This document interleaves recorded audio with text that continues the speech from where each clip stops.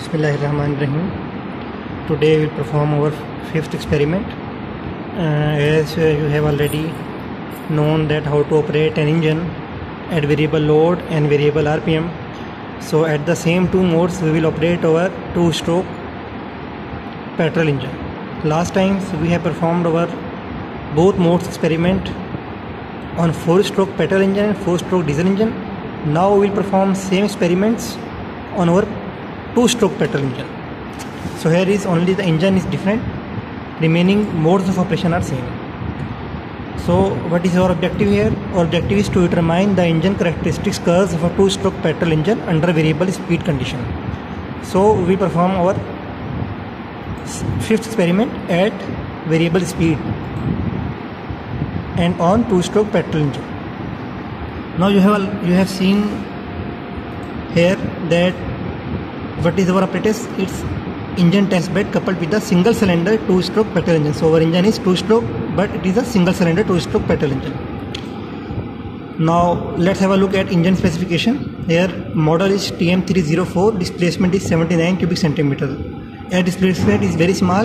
So from that it is clear that two-stroke petrol engine or two-stroke engine is a small engine with a very small displacement volume. Maximum power it can give is 2.1 kilowatt at 5000 rpm and maximum torque is 4 Newton meter at 3800 rpm. Maximum motor power. Now in previous experiments we had our dynamometer which was acting as a load on engines.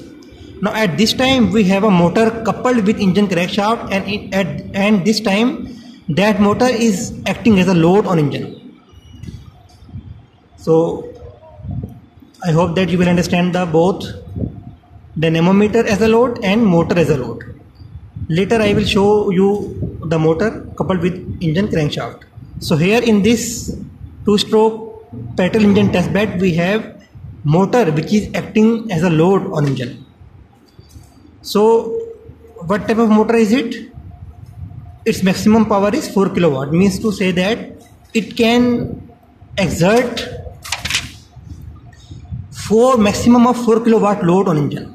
Now fuel, as it is a petrol engine, so it is petrol mixed with 5% of special oil, means it is a lubricating oil. As we know that in most of the time two-stroke petrol engine or two-stroke diesel engine do not have the oil pan. You know that what is oil pan? Oil pan is the bottom part of the engine cylinder at which the lubricating oil is gathered. So most of the time two-stroke engines do not have the oil pan, so therefore we have to mix oil with petrol and we'll insert both petrol with oil into the engine cylinder. Now fuel tank capacity is 3 liter and starting system is same as of previous engines, that is recoil or electric starter. Cooling system is air cooled, same as our previous engines were also air cooled, so this engine is also air cooled, and net gross weight is 8.5 kilogram. Now let's have a look at our engine and equipment. Now that is our two-stroke petrol engine test bed. Now look at the bottom. The red portion is our two-stroke petrol engine and the grey portion is our induction motor. Means to say that we have a two-stroke petrol engine with its crankshaft coupled with motor. So it is clear from the equipment that motor is acting as a load on the engine. So that is our engine and that is our motor. It is two-stroke petrol engine and its crankshaft is coupled with the motor. So motor will try to exert a load or try to stop the engine crankshaft so that it is applying or it is offering a resistance against the movement of crankshaft. So this motor will be acting as a load here. I think you will have now clear idea about this. Now it's our fuel tank. You can see that it is a fuel tank and I have already mentioned the specification of this fuel tank is. So what are the specifications of this fuel tank? It has a maximum capacity of 3 liter.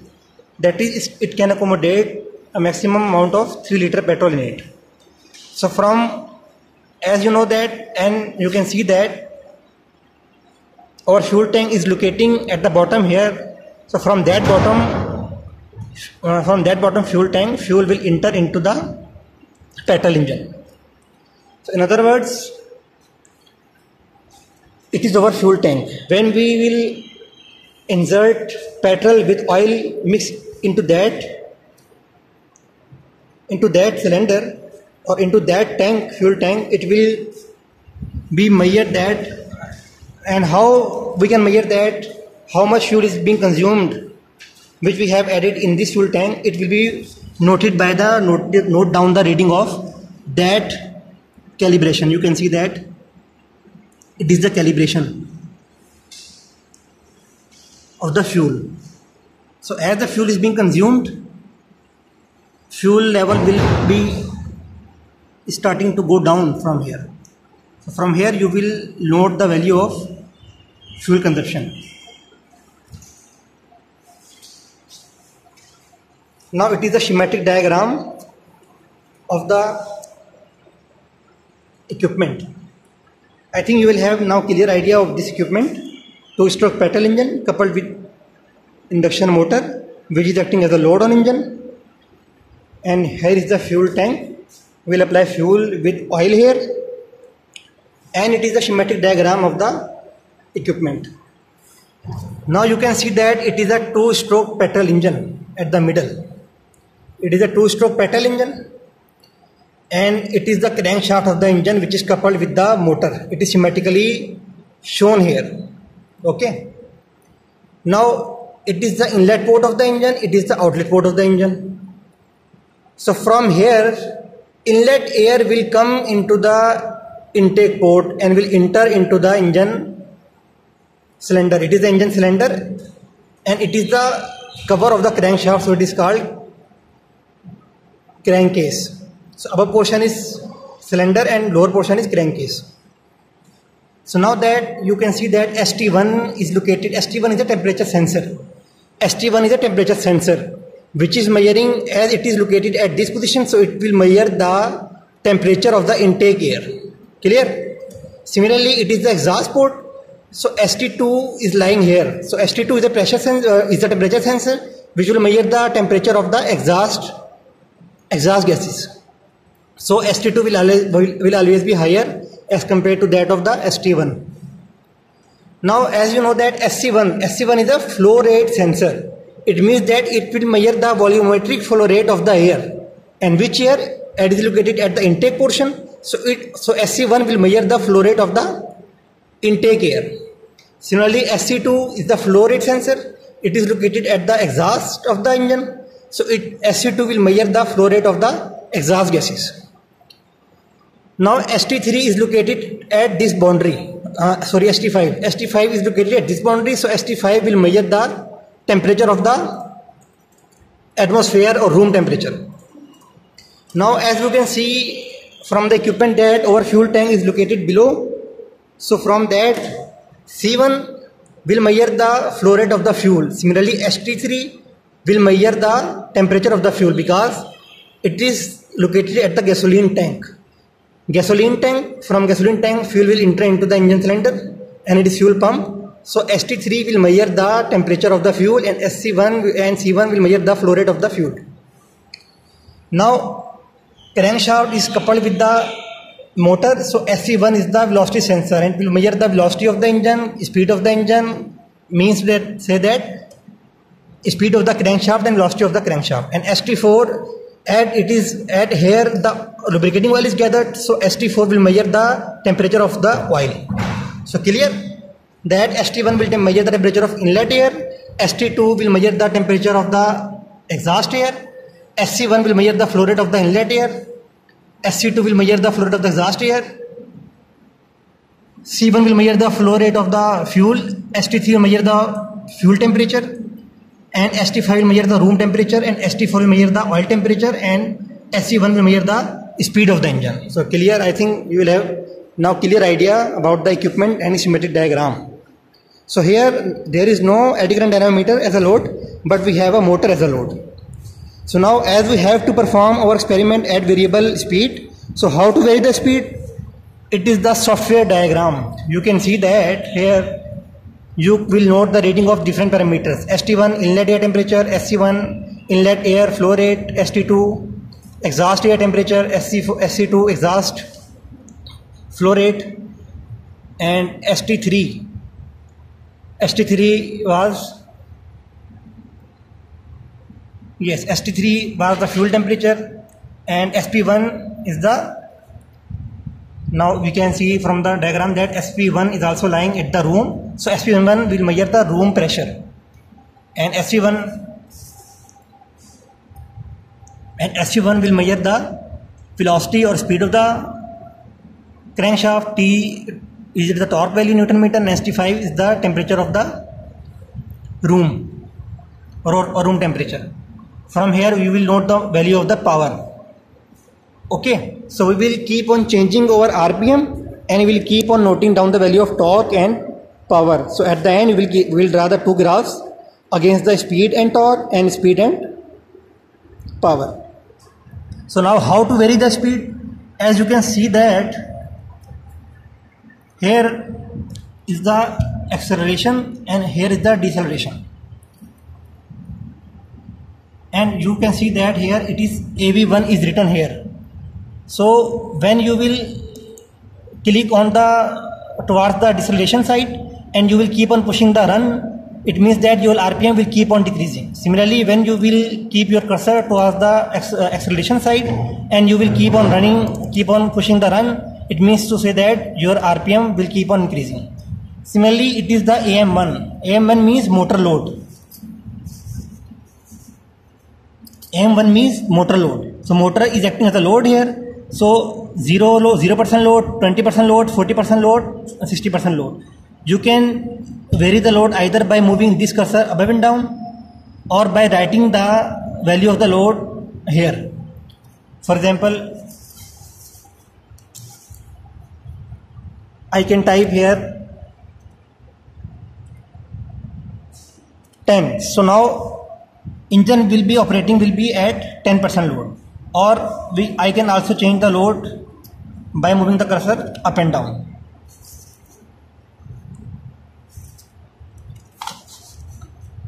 Up and down like that. Now it is 29%, 40% load. So now I think you will have understand both how to change the RPM and how to vary the load. So our first experiment is to change our RPM and note down the value of just power from here and torque from here, and at the end draw the two characteristic curves against the torque and RPM, and second graph is of power and RPM. And our next experiment will be at the variable load. So we'll keep on varying the load from here, and we will note down the value of torque and power against different loads. So let's start our first experiment at variable speed. You just now observe the readings, and I will send you the readings. Hope you will have understand well. Let's start our equipment.